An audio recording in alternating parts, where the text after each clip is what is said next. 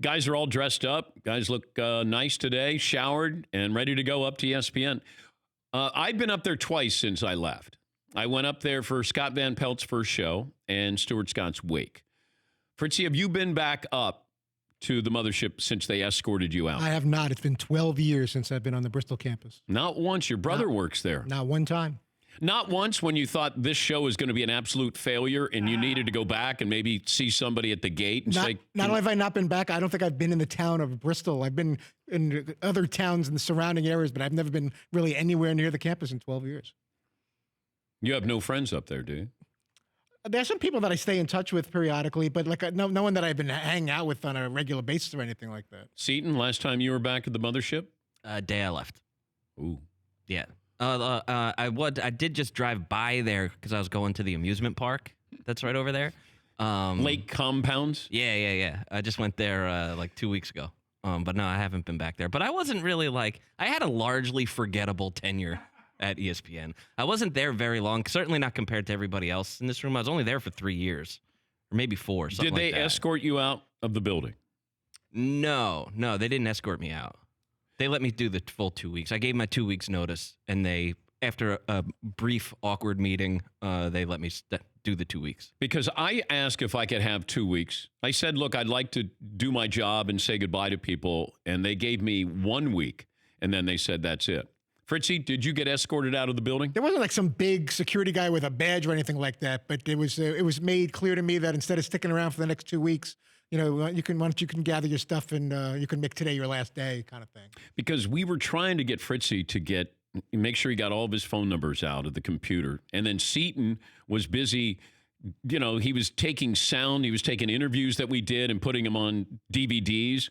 Or CDs to get him out of the building. I got like 30 of them at home. We should have had Seton grab like desk chairs and other stuff at computers. And you know what was the worst part of that too? So I spent the last 2 weeks that I was there, like getting all of this audio out of there as much as I possibly could, just like burning CD after CD after CD. And then the next like 3 months in the attic, you'd be like, hey, where's that thing? Be like, oh, I didn't get it. Oh, you didn't get that one. Oh, you got all this. Hey, you got this interview? But you're like, oh no, I don't think I got. Oh, okay. I got 30 CDs worth of stuff. I didn't grab that one soundbite. Damn it. Did you get escorted out, Paulie? Oh no. I left to go work at Sirius, but I was still I was freelance field producer for them during my year before I came here. I've been on campus twice since I left in 2006. Once was with you for the Scott Van Pelt show, and then I don't think I've ever mentioned this to any of you guys before. I had a meeting with the PR people there. What year? 2009. Remember we had the ban on ESPN guests? Yeah. One of their head PR guys, who's very friendly to us and a good friend of the show, said, why don't you come in and we'll talk about it? Because we didn't want to do it via email and phone calls. And I just breezed up there and had a meeting with him in his office and to help get the guests. Yeah. Because I remember it was like guys that I helped hire or convince to work at ESPN. I said, can I have them on my show? And then the mothership at the time said no, which I understand it, very territorial. Fox does this with their talent as well. Where you're saying, okay, well, you want the exclusivity? Then, all right, that's fine. But the mothership finally said, all right, we're going to let our guy. In fact, Kirk Herbstreit's on Monday. Yeah, Fritzy.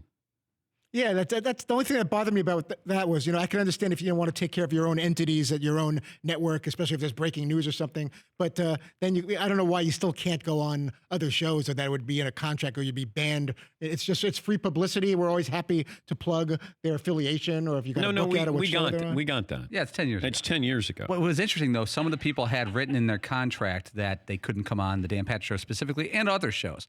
But my favorite thing, and I'll never forget these two people specifically that said basically F that, Michael Wilbon and Dan Le Batard. They both had in their contract that they were not allowed to come on this show, and they said, we're coming on. We're calling in. And they called in numerous times. And I know for a fact both those men took heat for coming on, and they still came on this show.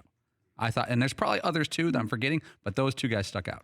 And I always said, look, if you're going to jeopardize it, well, Le Batard's not afraid of anybody. He enjoyed coming on the show. And the other one, Bill Simmons, he was told not to come on the show, and he did. And he did come on that one fateful day when he criticized the commissioner of the NFL, and that was it. That was well choreographed. That was gonzo. For more Dan Patrick Show, tune into Audience Channel 239 on DirecTV. Stream for free on BR Live or download the Dan Patrick Show app.